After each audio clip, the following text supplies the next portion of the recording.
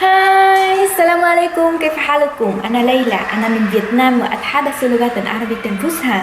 حقيقة عمل فيديوهات على يوتيوب لم يعطيني مالا في وقت الحالي، لأنني لم أكن مشهورة بعد.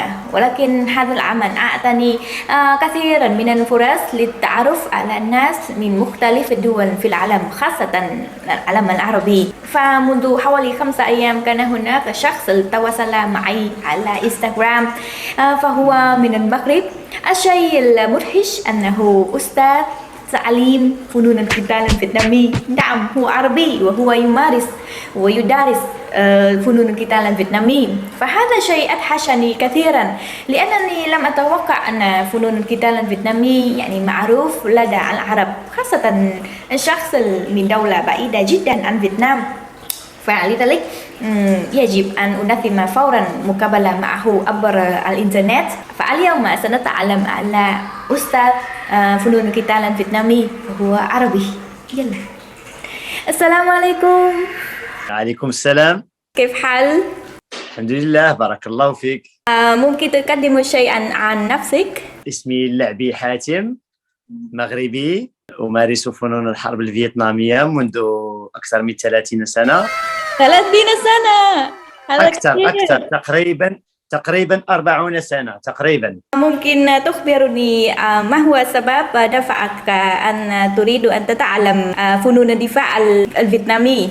هو في الأساس رياضات، كل ما هو كونغ فو كان يعجبني، وبالتالي هو رغبة مني في ممارسة فن حربي يشبه نوعا ما يقوم به جاكي شان وما يقوم به بروسلي. وبالتالي وجدت نفسي أمارس الرياضة الفيتنامية ولم أندم، لأنها هي التي وجدت فيها نفسي أكثر. هل ممكن تحكي لنا قصة يعني كيف دخل فنون القتال الفيتنامي إلى المغرب؟ وفي السبعينات كان هناك ممارس أدخل الرياضة الفيتنامية إلى المغرب، لكن ليس الرياضة الفيتنامية التقليدية التي تمارس في فيتنام. هي رياضة كان مزيج من الرياضات الفيتنامية. كانت قد أسس لها مجموعة من الأساتذة الفيتناميين في فرنسا. كان يسمى الفيت فوداو. هو تلميذ من التلاميذ، كان مغربي، كان يدرس في فرنسا. أتى بهذه الممارسة إلى المغرب في السبعينات. كان هناك إقبال تلك اللحظة، والفنون الحرب تمارس في المغرب بمختلف المدارس، مختلف التيارات. يعني دخل فنون القتال الفيتنامي المغرب في السبعينات، وأنت مارست هذه الفنون منذ 40 سنة، يعني أنت من أول الطلاب؟ لا، أنا تنظن أنني من الجيل الثاني. بدأت الممارسة في 84 85 هكذا. ولكن لماذا فنون القتال الفيتنامي وليس فنون القتال الياباني أو تايلاندي أو صيني؟ مارست الجودو وأنا صغير، لكن لم يمكنني استمرار، وبالتالي رياضة الكاراتيه لا تستهويني، طريقة ممارسة لا تعجبني جدا، وبالتالي الرياضة الفيتنامية هي كونغ فو فيتنامي. ولذلك بعد الممارسة اكتشفت ثقافة واكتشفت ممارسة مختلفة على ما هو صيني، وتعرفت فيها على ناس في مختلف الدول في فيتنام وخارج فيتنام. دولة بعيدة جدا عنكم. نعم، هذا لم يمنعنا من زيارة فيتنام عدة مرات لمسابقات يعني؟ نعم، كانت مسابقات، دوريات، بطولات العالم في 2016، عدة دوريات في هوشيمين. كانت لنا زيارات لهانوي، زيارات لكوينيون. كوينيون يعني منطقة مشهورة بكونغ.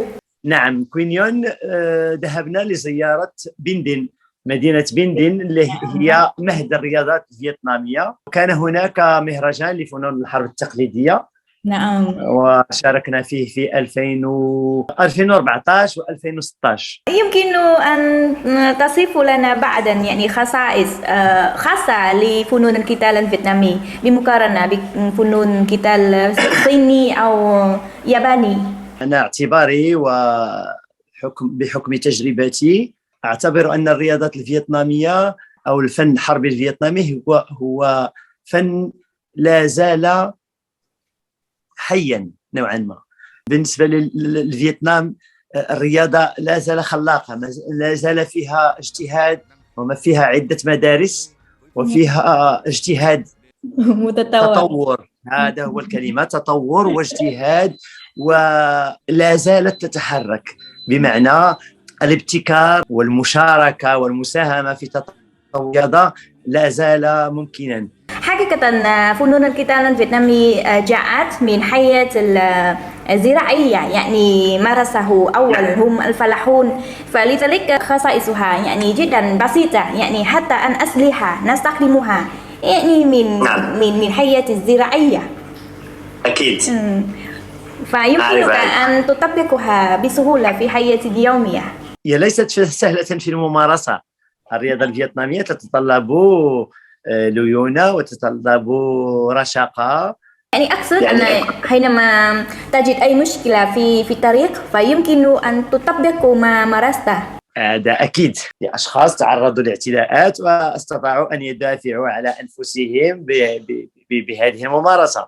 هو في حد ذاته الممارسة رياضة الفيتنامية تعطيك نوع من الثقة في النفس. قال الناس أن أي واحد يمارس فنون القتال سيحب المقاتلة، ولكن حقيقة هذا يعني يطور صبرك، صح؟ ستكون أكثر صبورا. صبرا وصحتك سوف تكون جيدة مع مرور الوقت ومع النضج. أعتبر ممارستي أكثر مزاولة وسلوك يومي أكثر منه للتباري. يمكن أنك تدافع عن نفسك، لكن ما تعطيك من فائدة للصحة والحفاظ على صحتك ومرونتك وجانب صحي فيه استفادة أكثر من الجانب دفاع عن النفس. ممكن تخبرني عن يعني حركة ممارسة فنون القتال الفيتنامي في المغرب؟ هل هناك الكثير من الناس يمارسون هذه الفنون؟ أكيد. أريد أن أخبرك أنه سعادة سفيرة الفيتنام عند التحاقها بالمغرب طلبت مني أن أوافيها بتقرير عن عدد المدارس الموجودة في المغرب الرياضة الفيتنامية. والمفاجأة هو أنه وجدنا أكثر من 30 مدرسة ممثلة في المغرب، وعدد الممارسين 30. هذا كثير. أكثر من 30. نعم، هناك مدارس كبيرة وهناك مدارس صغيرة. مثلا رياضة الفالانغ فودا، والحمد لله نحن عندنا تمثيلية جيدة في المغرب، وننظم بشكل مستمر بطولات المغرب وبطولة المغرب الصغار وكبار وإناث، ونشارك وننظم دوريات دولية. كم عمره يعني الأصغر وكم عمره الأكبر؟ أنا أسير نادي اسمه جيمناز حاتم، تأسس في 1990، ولي تلاميذ يمارسون معي منذ ذلك الوقت. لدي ناس أو تلاميذ يمارسون معي وعمرهم يتجاوز 60. 60 يتجاوز 60. وأصغر. نعم. وأصغر. لدينا تلاميذ يمارسون في أعمارهم 4 سنوات.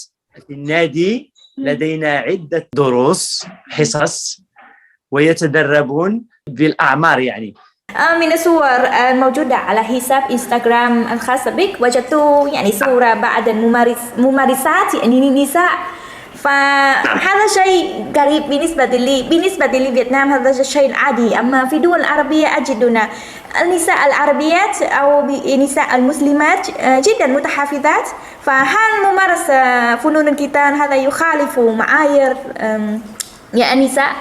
لا أظن. إحصاءات ممارسة الفالانغ فودا نسبة النساء يتعدى نسبة الرجال. يجب الإشارة أن المغرب مع العلم أنه دولة عربية ومسلمة، والمرأة نوعا ما فهي في مستوى الرجل، يعني بمعنى نحن لا نعتبر أن المرأة ليس مانع أنها تمارس رياضة من الرياضات، ليس فنون الحرب، بل تمارس السباحة وتمارس كرة القدم وتمارس عدة رياضات. بالنسبة لفنون الحرب أظن أن الرياضات الفيتنامية فيها نوع من الليونة ونوع من الرشاقة يجذب أكثر النساء إلى هذه الممارسة. ما خطتك في المستقبل لتطوير فنون القتال الفيتنامي في المغرب؟ أم تفكر في انتشاره إلى دول عربية أخرى؟ نحن في المغرب، أنا أشرف على تسيير رياضة الفالانغ فوداو بالمغرب، وفي نفس الوقت أنا هو المسؤول على الرياضة في إفريقيا، وبالتالي كان دوري هو نشر رياضة الفالانغ فوداو في عدة دول، مثلا بدولة الجزائر، بدولة تونس، السنغال، مالي، مصر. سوف نؤسس في الأشهر القليلة القادمة الجامعة الدولية التي سوف تؤثر هذه الرياضة. من مشاهدي هذا الفيديو هم العرب، فهل لديكم نصائح للمشاهدين لممارسة هذه الفنون؟ الرياضة الفيتنامية رياضة غنية جدا جدا جدا، ومن خلال ممارستي اكتشفت ثقافة، واكتشفت شعب، واكتشفت حضارة. يمكنني أن أستغل هذه الفرصة وأوجه خطاب إلى الأصدقاء العرب. أنا في نفس الوقت أنا هو المسؤول على ترويج رياضة الفالانغ فوداو في العالم. الحمد لله عندي العديد من الاتصالات والعلاقات خارج أرض الوطن، في أوروبا وفي آسيا وفي إفريقيا. إذا كان هناك ممارس من فنون الحرب يريدون الالتحاق وممارسة رياضة الفالانغ فوداو فمرحبا، يمكننا لنا التواصل معهم ونوفر لهم التكوين والمرافقة الكافية ليمثلوا الرياضة في بلدانهم. شكرا جزيلا، شكرا جزيلا على يعني اهتمامك بفنون القتال الفيتنامي ورغبتك في نشرها في دول عربية، فأتمنى لك التوفيق والتطوير المستمر. شكرا على كونك سمحت لنا بالسفر إلى الفيتنام عن طريق الحديث معك. شكرا، مع السلامة. بارك الله فيك. مع السلامة، مع السلامة. Thanks for watching. Don't forget to like, share and subscribe to my channel. Love you.